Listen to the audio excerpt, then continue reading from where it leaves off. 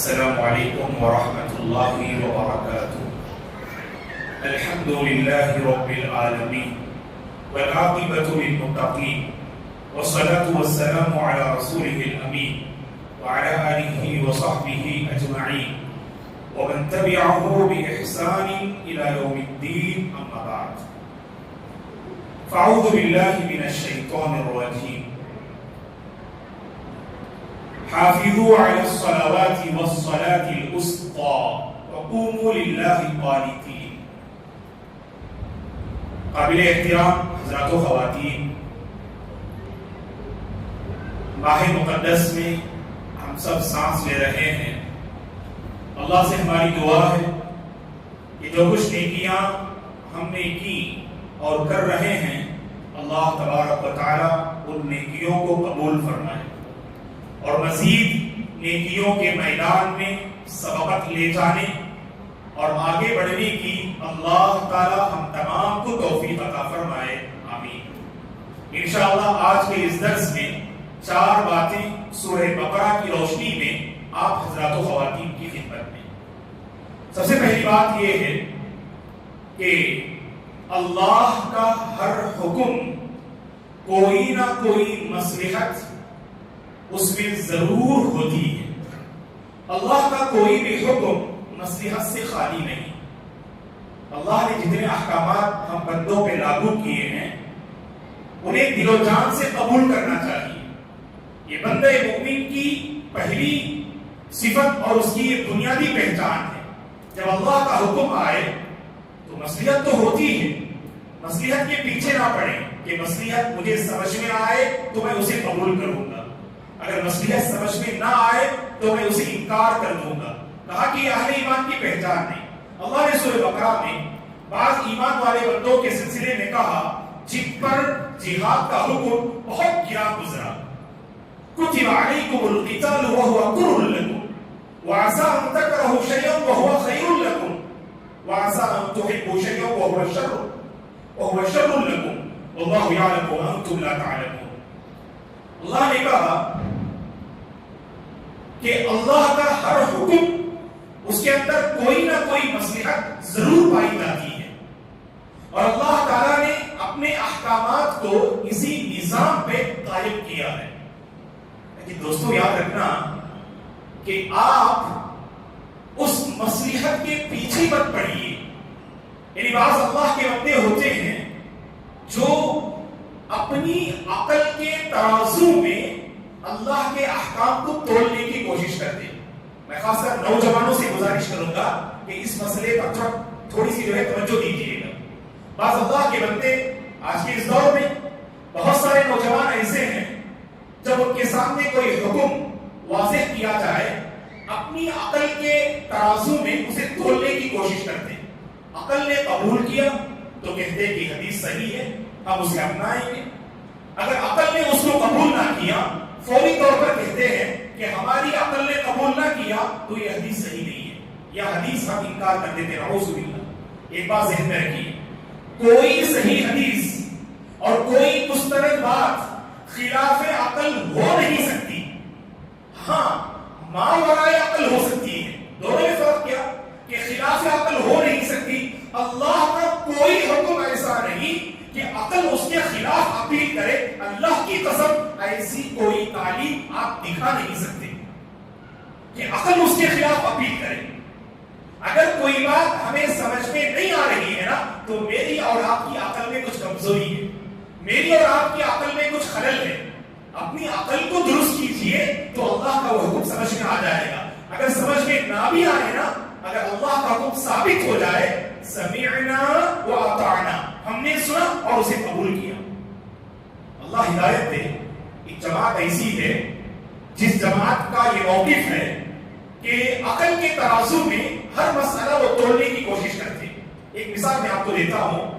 اللہ کے نبی صلی اللہ علیہ وسلم نے فرمایا، صحیح بخاری مسلم کی حدیث ہے کہ حوض رسول، بہت سارے بندے حوض کوثر کہتے ہیں، معاف کیجئے گا وہ حوض کوثر نہیں ہے. یہ کوثر وہ ندی ہے جو جنت میں اللہ تبارک و تعالی اپنے حبیب کو عطا فرمائیں گے. انا اعطینا کل کوثر، یہ کوثر نامی ندی صرف اللہ کے نبی کو پروردگار عطا فرمائیں گے.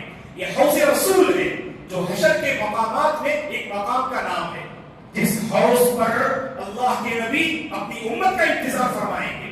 اللہ سے دعا ہے اللہ تعالیٰ وہ حوض رسول کا پانی رسول اللہ صلی اللہ علیہ وسلم کے دست مبارک سے ہم سب کو نصیب فرمائے، اللہم آمین۔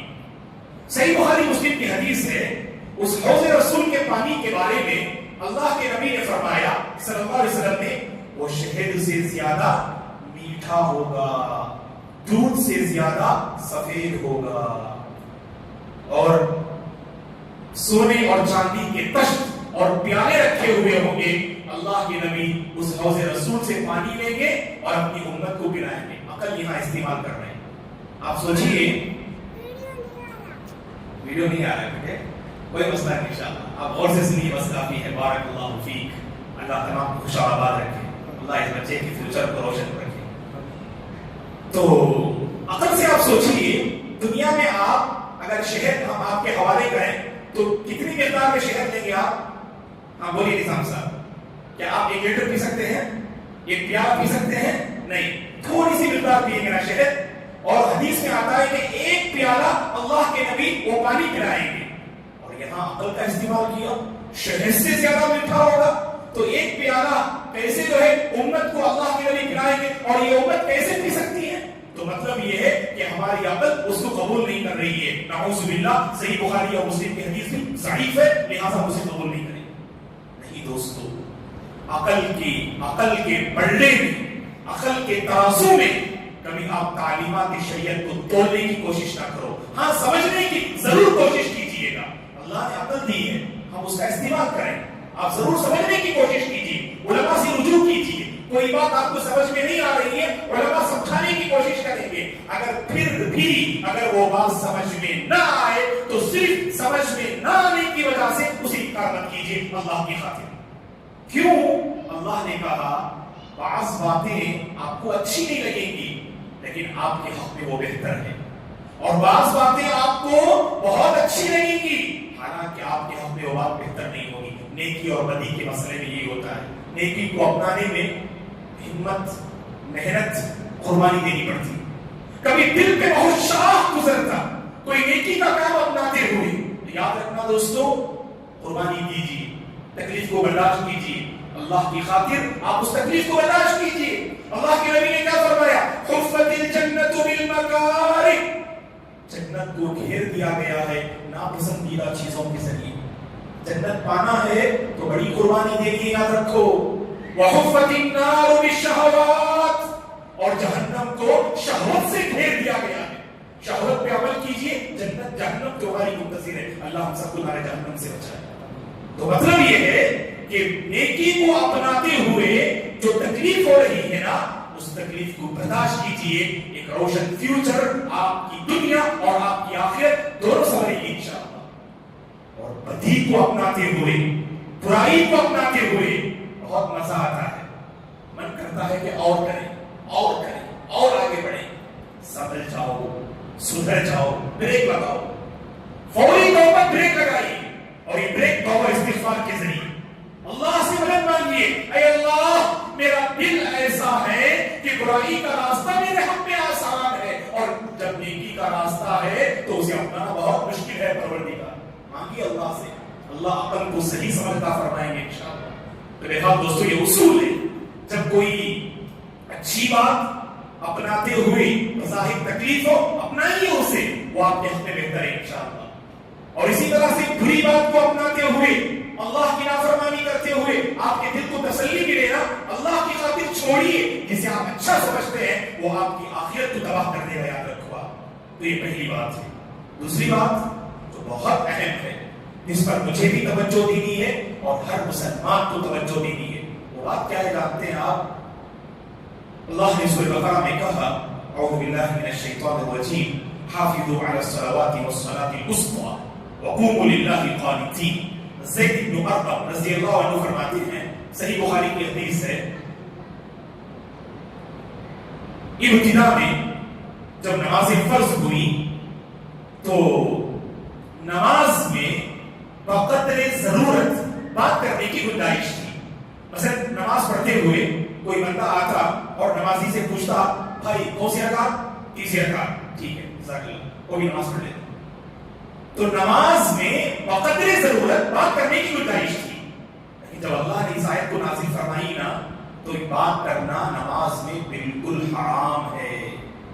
جیسے کھانا پینا حرام، ادھر ادھر چلنا پھرنا حرام نماز میں بات کرنے کو بھی منع کر دیا گیا. اللہ نے کہا وَقُومُوا لِلَّهِ قَانِتِينَ، اللہ کے لیے جب کھڑے ہونا نماز کے لیے پوری طرح سے خاموش اور جھک جھاک کھڑے ہو جاؤ، پوری یکسوئی اور توجہ کے ساتھ.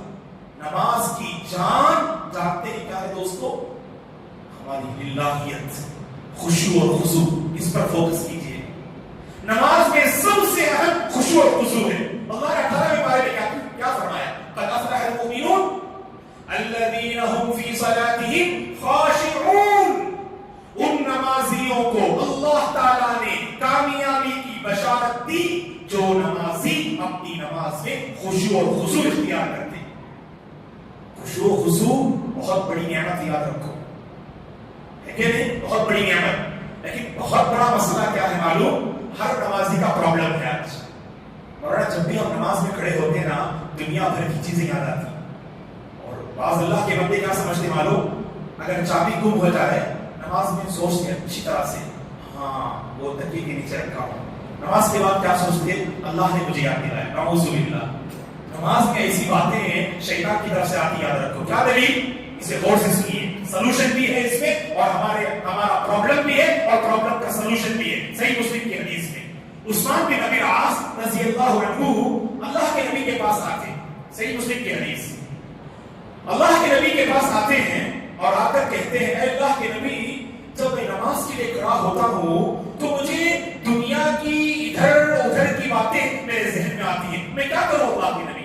یہ میرا بھی پرابلم ہے نا، ہم میں سے دوستوں کا پرابلم ہے نا، ہے کہ نہیں؟ کہ تھوڑی دیر کے لیے معاف کرنا دوستو، اگر جماعت ہو رہی ہے، اگر تھوڑی دیر کے لیے تیسری رکعت میں نمازیوں سے اگر سوال کرنے کی گنجائش ہوتی، اگر سوال کیا جاتا، کتنے مصلی صحیح جواب دیں گے؟ آپ کون سی رکعت میں ہیں؟ گویا کہ آتے ہیں نماز پڑھتے امام صاحب کے ساتھ معاف کیجئے گا، الحمدللہ اللہ کے پاس بندے بہت خشوع سے ادا کرتے ہیں، لیکن ادا کرنے کی کوشش کیجئے گا، اپنے پرابلم کو سمجھنے کی کوشش کیجئے گا. عثمان بن ابی العاص نے اپنے پرابلم کو سمجھا، اللہ کے نبی سے ذکر کیا. اللہ کے نبی نے فرمایا صلی اللہ علیہ وسلم نے، جب بندہ نماز کے لیے کھڑا ہوتا ہے اللہ اکبر کہتا ہے تو شیطان وہاں حاضر ہوتا ہے نماز میں اور کہتا ہے اذکر کذا اذکر کذا، فلاں چیز کو یاد کرو، فلاں چیز کو یاد کرو. تو نماز میں پوری چیزیں یاد آتی، یہاں تک کہ اس کی پوری نماز تباہ و برباد ہو جاتی. اللہ کے نبی نے فرمایا جب ایسی کیفیت نماز میں محسوس کرو تو اعوذ باللہ من الشیطان الرجیم نماز ہی میں پڑھا کرو، اور اپنے بائیں جانب لیفٹ سائڈ 3 مرتبہ نفل، دھوپ نہیں نکلنی چاہیے، ندی نہیں نکلنی چاہیے، پڑوسی کا بھی خیال رکھنا، ٹھیک ہے نا؟ 3 مرتبہ اس طرح کیجیے، عمل کیجیے دوستو. عثمان بن ابی العاص رضی اللہ عنہ فرماتے ہیں میں نے اس پہ عمل کیا، اللہ نے مجھ سے اس کیفیت کو دور کر دیا. اللہ اکبر. نماز میں خشوع و خضوع پیدا کی تھی. عمر بن خطاب رضی اللہ عنہ نے ایک شخص کو دیکھا نماز میں اپنی داڑھی سے کھیل رہا تھا، تو عمر بن خطاب رضی اللہ عنہ نے فرمایا لو خشع قلبه لخشعت جوارحه. فرمایا اگر دل میں خشوع ہوتا نا تو اس کے یہ اعضاء بھی بالکل صحیح سالم ہوتے. دل میں خشوع نہیں رہتا ہے تو ہم بہت کچھ حرکتیں کرتے رہتے نماز میں، اپنے اعضاء کو کبھی کبھار حد سے زیادہ کچھ تکلیف ہونا کر لیجیے. تو الحرکہ الخفیفہ القلیلہ تجوز بالصلاۃ، کہ چھوٹی سی حرکت ہے نا نماز میں جائز ہے دوستو. اس کے لیے بڑی بڑی حرکتیں نہیں کرنا اور ایسی حرکتیں نہیں کرنا جس سے ہم نماز سے غافل ہو جائیں.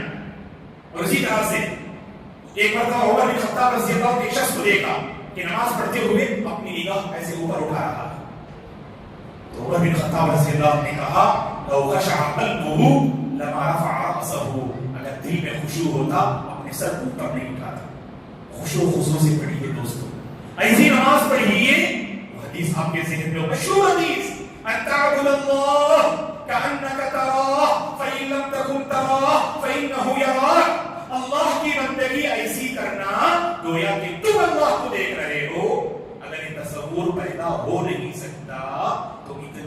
تصور کرو اور یہ تصور کر سکتے ہو اللہ تمہیں دیکھ رہا ہے. اگر معلوم ہو جائے ہماری نماز پر لوگوں کی نظر ہے، میرے ابو دیکھ رہے ہیں مجھے، میرے سسر مجھے دیکھ رہے ہیں، کیسی نماز پڑھیں گے؟ اپنے آپ کو نمازی چتائیں گے. اللہ کے نبی نے فرمایا یہ ریاکار انسان ہے. ان یزین الرجل صلاته لما یرى من نظر رجل، اللہ کے نبی نے فرمایا جو نماز کے لیے کھڑا ہوتا ہے اپنی نماز کو بہتر سے بہتر بناتا، ایسی نماز پڑھتا لوگ کہتے کہ واہ کیا متقی بندہ ہے. تو لوگوں کو دکھانے کی خاطر اگر اپنی نماز کو بہتر بنا رہا ہے تو سمجھ لینا یہ ریاکاری. کبھی کبھار آپ خشوع خضوع سے پڑھیں، شیطان آئے گا. ہاں لوگوں کو دکھانے کے لیے پڑھ رہے ہو، فوری طور پر اعوذ باللہ من الشیطان الرجیم پڑھ لی. اللہ نے قرآن میں کیا کہا؟ وَإِمَّا يَنزَغَنَّكَ مِنَ الشَّيْطَانِ نَزْغٌ فَاسْتَعِذْ بِاللَّهِ. شیطان بار بار کچوکا دیتا ہے ہمارے دلوں میں آ کر، ایسا مت، ایسا کیجیے، ایسا کیجیے. فوری طور پر اللہ سے کیا کرنا؟ اس مردوش اور شیطان کی پناہ طلب کرنا.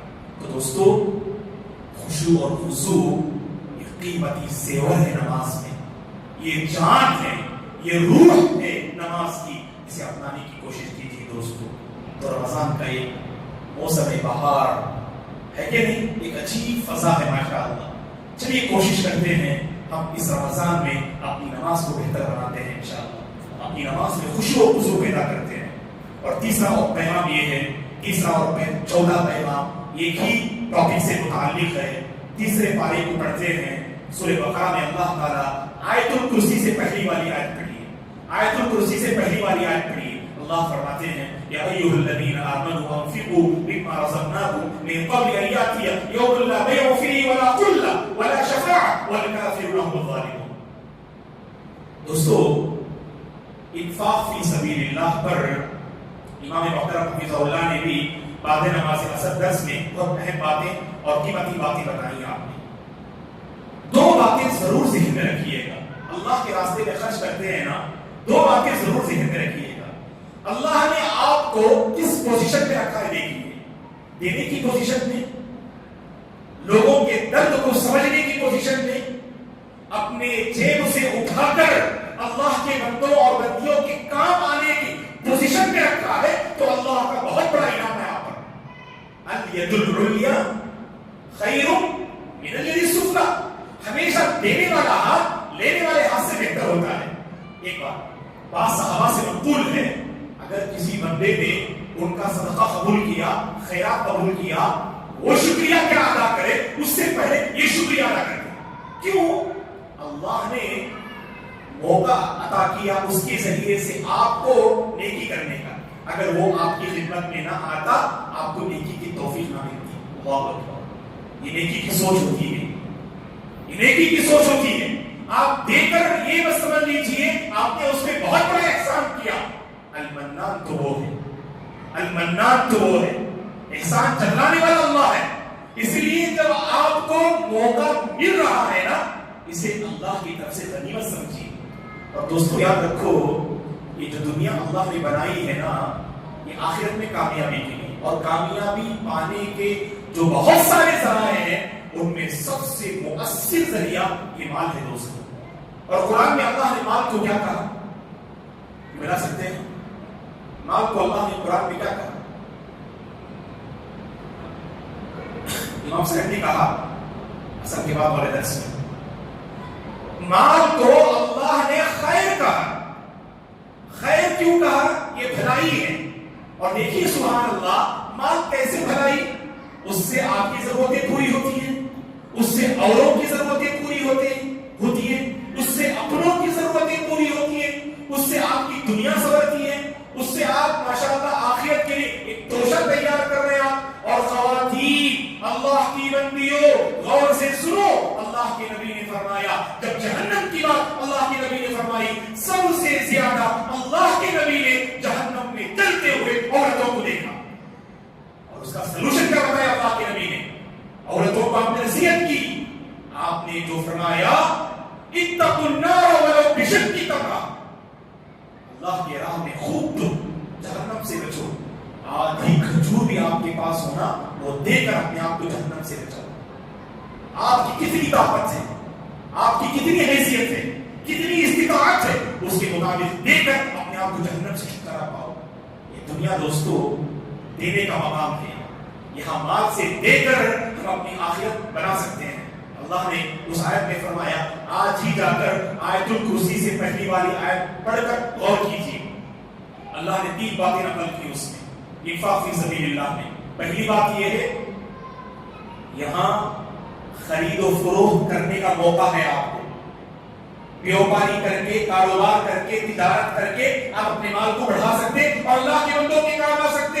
ایک دن ایسا آئے گا خرید و فروخت کا موقع نہیں ملے گا، اپنے مال کو بڑھانے کا موقع نہیں ملے گا اور مال کو اللہ کی راہ میں دینے کا موقع نہیں ملے گا۔ اور دوسری بات، وہ دن ایسا ہوگا وہاں دوستی کچھ کام نہیں آئے گی، وہاں کوئی سفارش بھی کام نہیں آئے گی۔